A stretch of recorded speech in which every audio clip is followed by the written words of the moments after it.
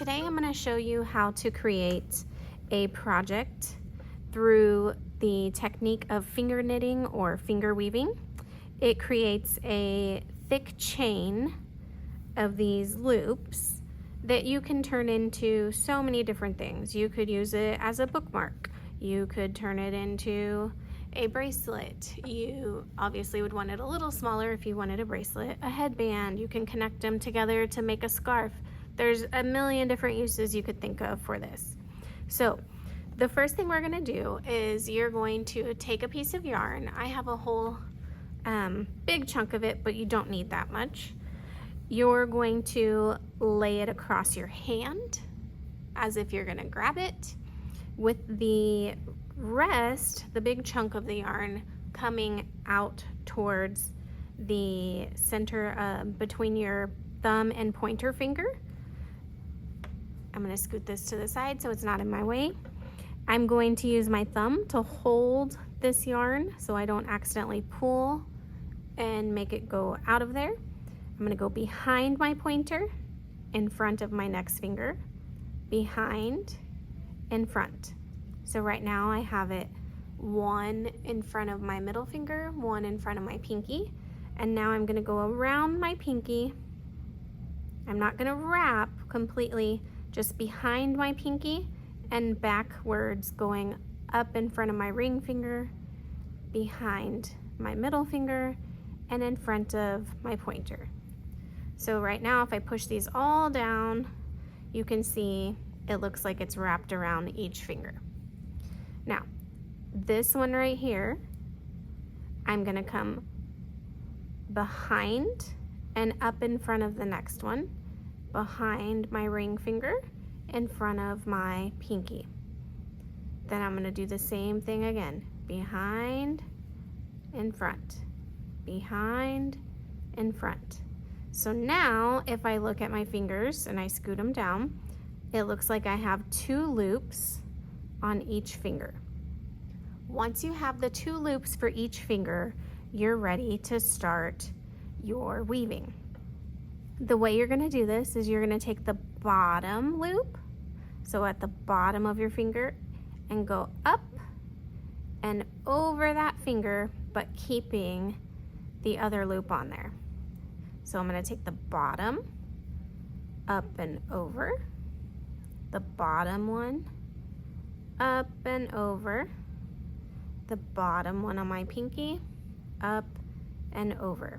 Now each time I do this, I'm going to press down so that my loops don't accidentally slide off my fingers. I'm also still holding this little tail with my thumb. I'm going to pull back here to kind of tighten everything.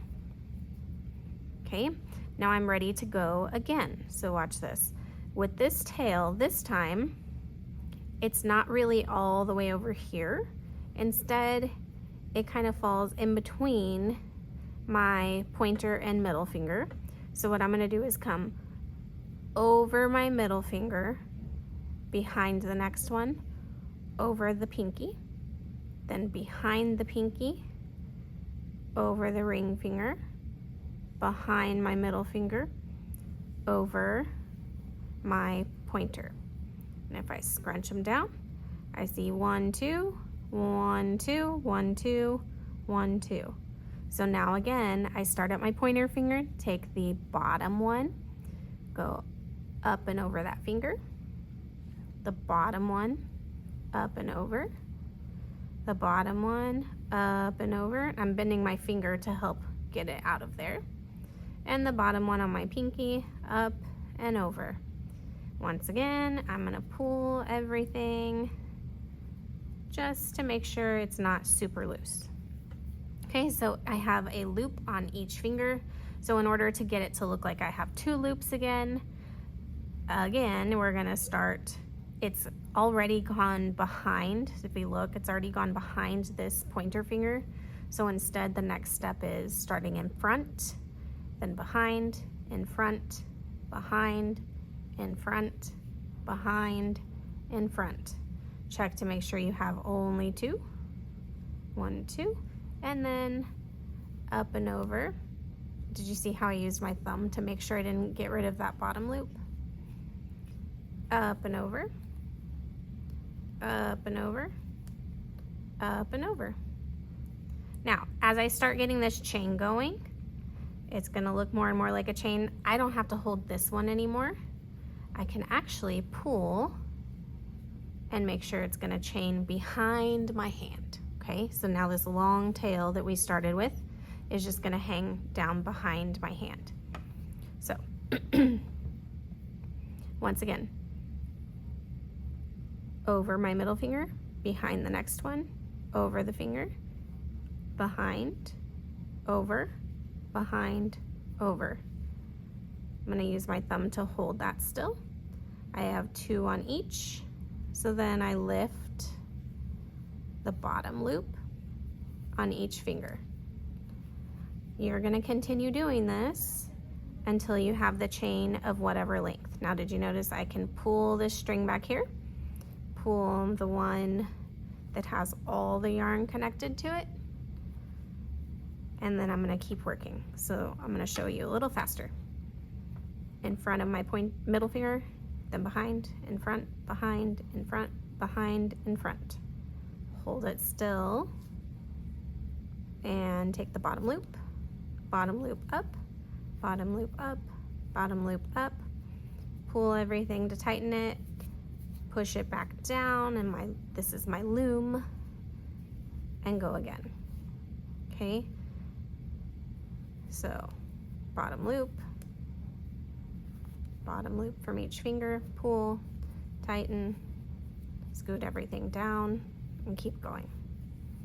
So the more you do it, the faster you'll pick up on the pattern.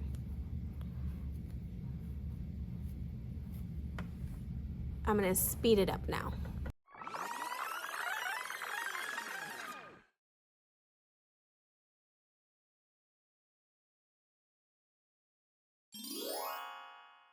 Whenever you have the length of your chain that you need, you're going to tighten everything and then slowly pull off one finger going to the next. So now I've made 2 loops on this one.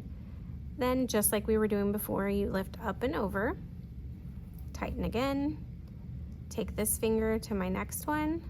I have 2 loops there, so I go up and over, oops, there we go. Tighten again, lift this finger to my pinky. I have 2 loops there.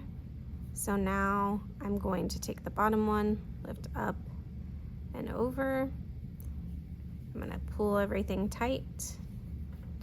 And then I can clip, leave a little bit of a tail so you can create a knot.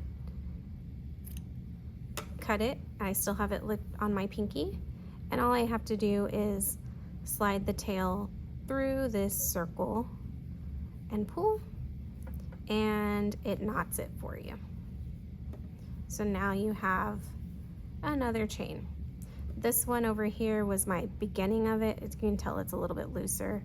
So I'm just going to tighten it, and that'll create my knot for this side. So there you have it. Finger knitting or finger weaving. I could combine these together. We could do all sorts of things with it.